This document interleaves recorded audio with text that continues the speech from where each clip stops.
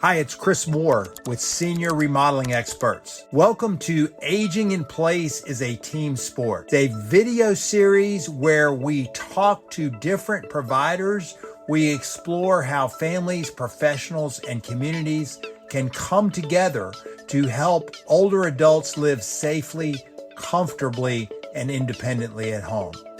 I'm here to guide you, connect you with the right resources, and help make the rest of your life the best of your life. Welcome back to Aging in Place is a Team Sport.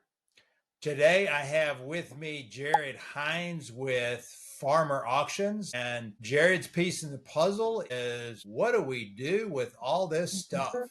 So I'll let Jarrod introduce himself and tell us a little more about his business and how it fits into Aging in Place. Thank you, Chris. It's humbled that you included us in your series. So, transition is a word that we use almost every day. And unfortunately, part of transition is liquidation of assets and converting those assets to cash, whether they be personal assets or real property. And our family has been in this industry for 5 generations. We are both auction professionals and we are realtors as well. So when we meet with a family that's in transition, we're a turnkey solution, whether they want to sell the home at auction or conventionally, and then we can expose their personal property to hundreds of thousands of people. So that's where we fit into the whole transition and aging in place being a team sport. Wow, I had no idea this was a 5 generation business. That is a remarkable achievement. Thank you. Thank you. We own another company in West Virginia called Entrusted Auctions, and then we were fortunate enough to have the opportunity to buy the Farmer Families business in 2016 in the Roanoke Valley. Okay. So what are some of the problems that you solve? Describe to me a typical client that comes to you and is in need of your services. Obviously, the liquidation is part of the main part of what you do, but I'm sure that the emotions associated with making a decision to liquidate an estate or making a decision to downsize and to make some of their items, whether it be, like you said, real estate or household goods, maybe that have been in the family for generations and have a lot of memories tied up with them. Describe to me how you kind of help families negotiate that decision-making process and that emotional roller coaster that I'm sure you experience. Sure. Yeah, daily. You're exactly right. It is emotional. And when I teach at auction school, I tell young auctioneers, if you don't have an ounce of empathy, then you're probably in the wrong business, because the situations that you find yourself in the auction industry are typically situations that are delicate. Normally, they surround someone's passing, and you're right. They surround normally talking to a family who is not as informed about the market for personal property as we are, and may believe that some of the things that they remember that used to command high prices don't anymore. And then on the reverse is that there are categories of assets that command high prices that they would have had no idea had they not talked to an auction professional who deals in this every day. The challenge that we have, number one, is this little thing we call the internet. The internet has forever changed the definition of the word rare. Forever. Things are very prevalent and accessible now on many different portals where you can purchase them. Lifestyles have changed. Ways that we entertain and decorate have changed. And then we have a phenomenon, which is what you see a lot too, and so do I. We have a generation of people known as the baby boomers who are about to liquidate, roughly estimating over $30 trillion in assets over the next 10 or 15 years, which will cause inventory to rise and prices on some asset classes to continue to decline due to just, plain supply and demand. And that can be a tough conversation. As a matter of fact, a marketing director, as we speak, is working on memorializing this on a brochure so that we can leave this with the family after we've had this discussion with them face to face, so they can better understand what assets command better prices, what assets have sort of fallen away. So it's interesting you bring up the internet. How has the internet changed the auction industry in terms of reaching potential buyers? Because I remember as a kid, you went to an auction, and I grew up out in the country, and in the country, an auction was a social event. And you would go to the auction and you would see neighbors and maybe people you hadn't seen in months, and there was food and there was fellowship, and people would get together, and they would go see what's available at the auction. But it was the local farmers, it was the local people who lived in that community who came to the auction. And I'm sure that there were probably some professional buyers that would follow the auction circuit and look for bargains to scoop up. But certainly it's a very different reach than what you have today. I get emails from Proxibid, and there's hundreds and hundreds of online auctions every week that, I can go on and look for equipment or trucks or all kinds of things. If I'm in the market for something, and I can bid on any of these auctions all over the country. So how has that changed, um, your business in terms of what you can expect to get for an item?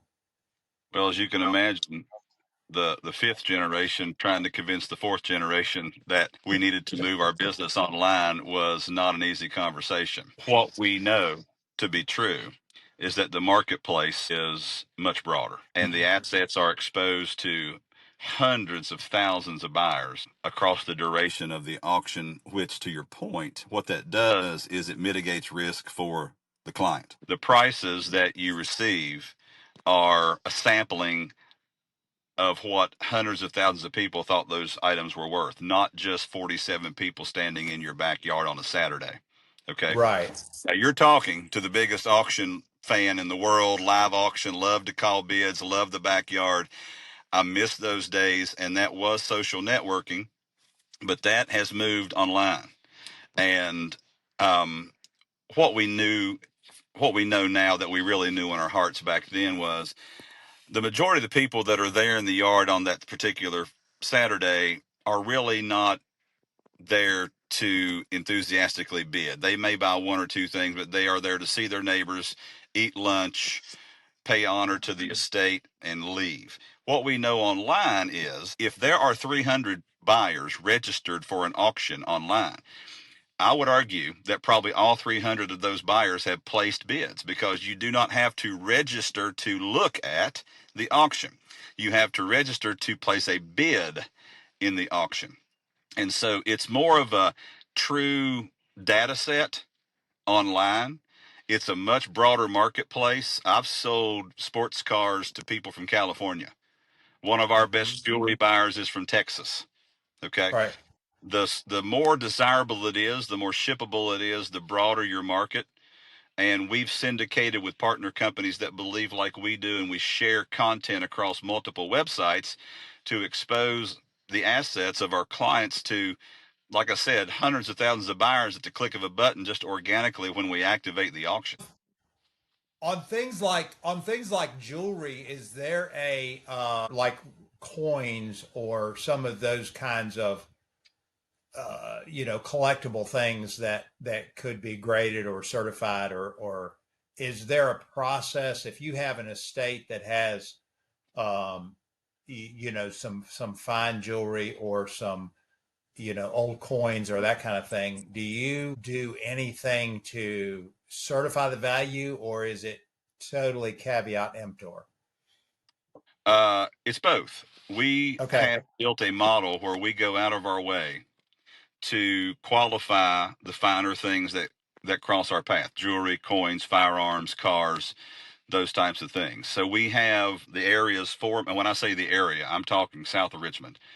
Foremost coin appraiser in Southern Virginia is on our staff. I tease him that he is practically a savant when it comes to appraising coins.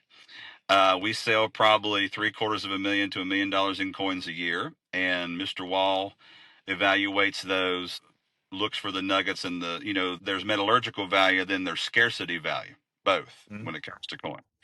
Same thing with jewelry. We have a gentleman that works at our facility that will scrutinize and evaluate the jewelry. If something is determined to be precious and needing a closer look, we work with a gemologist in Roanoke who will then take it to the next level and inspect and evaluate that piece of jewelry even further. We're a federal firearms agent, so we have a gun expert on staff. We've sold gun collections, Chris, that number over 300 pieces. And because we're a federal firearms agent, that market is the entire United States because we can ship domestically. And the buyers have the confidence after they've seen the descriptions that we've written that we know what we're talking about. We have an adjunct staff member who will evaluate and appraise classic cars for us as well on demand too. And so we have made the concerted effort. We are a full-time, not a hobby, professional auction services firm with capabilities to really evaluate and analyze almost anything we find. Yeah, because I mean that makes a big difference because if I've bought some things in online auctions, bought some equipment, bought my 1995 Harley Davidson Electra Glide Classic at a online auction in Wisconsin, just based on, the pictures and the description. And, certainly you take a defined risk when you do something like that. But, I enjoy it a lot and really have gotten a lot out of it. And so certainly that, buying something online and the first time I did it, go online and I'm bidding on something that I haven't seen. I mean, it's a little disconcerting when you're when you're not used to playing in that sandbox. Well, And we tell people that we have developed an atmosphere of trust. That's the phrase that I use. Okay. And we're certainly not infallible. If we misweighed the ring, we'll get it back. And if we made a mistake, we'll make it right. Right. yeah, right. That's how you develop a buyer base. Mm-hmm. And base. Yeah, yeah, definitely. So between your two companies, Jarrod, how many auctions a year do you do roughly? We are going to average between 85 and 100 auctions a year. Almost every one of those comes organically through referrals from former sellers, from our buyer base, um, from cold calls because they found us on the internet, from our institutional friends like attorneys and trust officials at banks and things like that. So we have had the blessing of to not having to advertise, although we are embarking on that right now. But the neat thing about online auctions, to take it all the way back to the beginning of the conversation, is they are scalable. There is really no way that I have found that you could do 100 live in the front yard with tents and chairs and hot dogs auctions a year. You Mm-hmm. would absolutely physically kill yourself trying to do that many live auctions Right, in a calendar year. Also, online auctions eliminate weather. So we can have online auctions in January, in right. February, right? And they're just more scalable. We can help 4 to 5 clients at a time instead of one client every weekend. And so if somebody comes to you and says, I have, this stuff that, this estate, what have you, that I want to liquidate, do you then come in and look it all over and you divide it up into lots and you handle the whole thing from that point, from the time I call you and say, please sell this Yes. So the for first me? conversation is a vetting process on the phone, and my staff is probably better at this than I am. It's, asking the right questions about what types of asset classes are in the estate, trying to decide if it really makes sense from a mathematical standpoint after commissions and fees versus the sales volume of what they're going to have. And then if we believe that it is something that may end up needing to be an auction, then we travel to the site to see it firsthand. Okay. And there are going to be things that we see that they didn't tell us that are probably going to add value to the auction as well. But it's all a math problem, and we don't mean to be dismissive or disrespectful, but we also want to be conscious of their time and their pocketbooks. And if we feel like it's just going to be a lesson in futility because of the asset classes that are there, then we tell them that. And we would if we were across the street from their house. It's just Yeah, good business. Right. right. So so you're looking for what we call items in the predictable categories first: real estate, automobiles, jewelry, coins, guns, tools, machinery, a collection of something that still holds value like signs or railroad memorabilia or things like that, right? A couple of those categories really need to be present to help to underwrite the labor that goes into selling the lesser household things. So you brought up commissions and fees. I mean, I know that there's a buyer premium, there's a percentage of the gross sales that goes to the auctioneer. And then there are additional fees associated with cataloging and just logistical kinds of work that's involved in hosting an auction. As kindly as I can put this, if you run a professional full-time auction services firm and it's not a hobby, yes, there are. Back to the conversation we had about prices. Prices control return. And since prices on some of these asset classes have started to decline over the years, the days of being able to cover your staff's labor out of only the commission and the buyer's premium are over. Plus, wages have escalated exponentially as well. You And so, think? yes, so it is commission and labor. And it's the and labor part that can be somewhat of a mystery if it's just a complete and utter mess. It may be a beautiful mess, but you still have to turn it into an auction. And Right. back when furniture was selling for 40% more than it does now, and employees work for $8 an hour, this was not a problem. Okay, but those two pieces of the puzzle have totally reversed. And once you find people in this industry that know how to identify items and catalog them properly, it behooves you as the owner to compensate them properly. And it's a tough math problem. That's why a lot of those things, and like I said, in that predictable column, need to be present. So the math makes sense because there is a Right. labor budget. Now, the clients can sometimes, if they're local, they can do some of the advanced labor if they're willing.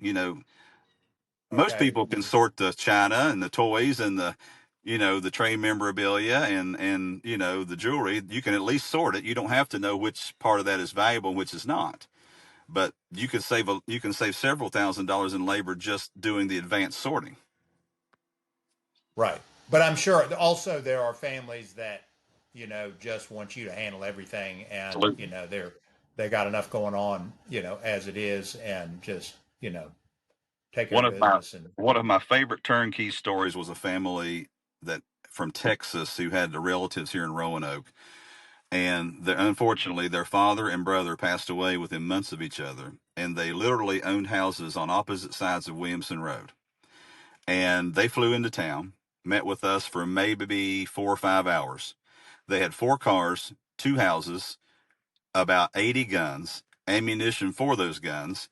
They were antique collectors of really good stuff and coins. And they handed us the keys and said, "Go for it. Call us when you're done." And that was the attitude that they have. We want you to handle it because you're the experts. This is turnkey. We know you can sell the real estate too. And we sold one house conventionally and we sold one house at auction. yeah. Well, and that's a great service for somebody, especially when they're out of state and they're, they don't, they don't have the time or the inclination or the knowledge of the local market to take care of that kind of stuff. Of course, we have vendors that we work with that clean houses and do junk removal and things like that too, that, also contribute to the process. Do you ever get a state where I remember when I was in college and I had a friend in his parents' house, this was in upstate New York, literally there was every room in that house was stacked to the ceiling with stuff. And there was a walkway to get through the room. And the only room in the house that had any standing room was the kitchen and a bathroom and their bedroom. And the rest of the house was stacked to the ceiling. We call that Tuesday. Okay. Happens almost weekly or bi-weekly. Sometimes that hoard is a beautiful mess, and there are valuable things everywhere you look. And sometimes, as is the case with one we are working on here in Roanoke, we have thousands of pounds of paper to move to uncover the actual household goods. So absolutely, absolutely. Yeah. Well, I recently we found a locked small metal box that came out of my grandmother's stuff, and we tried to unlock it, and finally, couldn't get it unlocked, and we broke into it. And most of what was in the box was all the correspondence of my grandmother settling her father's estate. It Sure. was copies of every letter she wrote to everybody. And one of the things that he owned a 1/320th portion of an oil well in Texas, which paid him a royalty of something on the order of $8 a month. And it was letters back and forth where she was like, how do I, you know, you know, how do I liquidate this item? Yeah. But in the bottom of the box, we found a $1887 gold piece. So yeah, you just never know. Yeah. So back to labor. We tell our clients, if you're looking for the lowest cost option, we're not it. We don't want to be on the front page of the newspaper because we left a 3-carat diamond ring in a dresser drawer. We are going to Right. look. And if you don't want to hire a company that's not going to look and discover and scrutinize, then we're not the company to hire. Okay. Right. That adds value to your estate almost 90% of the time because we find things that you didn't even know were in the house. Okay. But it's labor intensive. It's labor intensive. Sure. We found an 1860 VMI class ring in a house in Dublin a few months ago. The family knew they had the ring. They didn't realize its significance. We were able to call VMI. The oldest ring they have is 1910. Our Civil War experts did some research and found out that the soldier that owned that ring was with Stonewall Jackson in Harper's Ferry at John Brown's hanging. Wow. And we believed, and some of the experts we consulted with, we were thinking it was worth between 8,000 and 9,000, and sold for 13,000. And I've got stories like that where it was beneficial that they enlisted our services. And I don't mean to be immodest, but with the Right. type of staff that we have and our ability to identify things, if we don't get a look, there's a good chance you're going to lose money because we find things like that all the time. Right. Because I mean, I'm sure if that ring had gone on the block without that kind of research behind it and without that kind of provenance, it would have sold for much less because Absolutely. nobody knows what the story behind it is. Um, reminds me of that song, "The Touch of the Master's Hand," where they talk about the violin and they're bidding $1, $2, $3, and then the old man comes from the back of the crowd and he comes up there and plays it, and now it's Right. going for 1,000, 2,000, 3,000, Right. because the value of that piece was made known Yep. to the people bidding on the item. And again, we don't mean to sound infallible. We're certainly not, but I think we find more than we don't. Right. Mm-hmm. Yeah. Wow. That's the difference in doing it professionally and dedicating services and staffing to this and just running it as a hobby, as a supplemental income to something else somebody might do. Right. And I stand firm on that. It's the model that we've built and we believe in it. Yeah. Well, it's just like in any other field of endeavor, the difference between, hiring a professional and doing it yourself is like night and day. I don't walk into the emergency room with chest pains and ask to be introduced to the cheapest cardiologist. Exactly. Okay. And Exactly. that's about the way you need to look at it. Right. Yeah. Yeah. Well, this has been very interesting. I've learned a lot about the auction industry. I certainly appreciate the opportunity to have this conversation with you. And how can people reach you if they are in a position to want to learn more about your service? So our office number is 540-384-0100. You can find us on the web at farmerauctionsonline.com or intrustedauctions.com, which is our West Virginia brand. And what geographic area do you serve? Great question. We are going to serve Lexington to Bristol, and we're even licensed in Tennessee. We had a huge auction in Johnson City last year. So probably Lexington, Virginia to the Tri-Cities area in Tennessee, south to Danville, south to Hillsville, and into West Virginia, south of Charleston, West Virginia, all the way to the Virginia border. So we've got a radius. If you start in Charleston, West Virginia, and draw a circle, and you go about 3 hours out of that circle, that's pretty much our radius. Now, the farther out we go, the more lucrative it has to be, and our staff would have to lodge at some of these places like they do, bless their heart, or there would be a lodging investment for the client. But we have had people from that far away that were adamant that we conduct their auction, and so we have to consider logistics when we do that. Sure. Yep. Sure. Yeah, I understand that completely. All right, Jarrod. Well, thank you so much for taking the time. Any final thoughts? No, just I really appreciate the opportunity to tell the public more about our business, and thank you for thinking of us. Yes, sir. Have a great day. See you now.